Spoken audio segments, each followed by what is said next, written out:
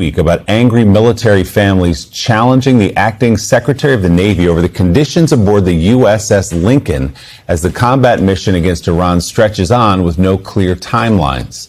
The families of those on board raised concerns over the sailors' mental health, about safety on deck, long workdays, food shortages, water contamination, moldy showers, and sailors running out of toothpaste, deodorant, soap, and other supplies. Now, new reporting shows some of those military members aboard the Lincoln have begun taking desperate measures as the aircraft carrier sets a modern-day record for the most continuous days at sea. The aircraft carrier had been on deployment for well over 260 days after leaving its home port of San Diego on November 21st. Military Times reports one woman says her husband was repeatedly overextended before he attempted to jump overboard from the carrier.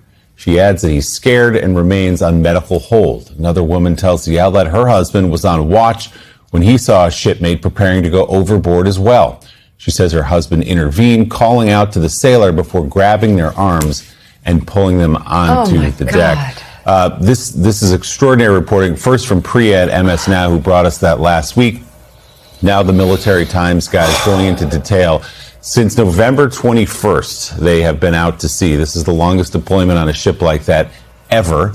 And when we think about, what these guys and women have been going through, and with the fact that the Secretary of Defense seemed very interested and obsessed with their testosterone levels, but not whether or not they're getting real food aboard the ship, as this war drags on, and who knows how long they'll be out there. There have been town hall meetings from these military families in the San Diego area where they have just erupted, understandably so, on leaders about the conditions they're hearing about from their loved ones on board that ship.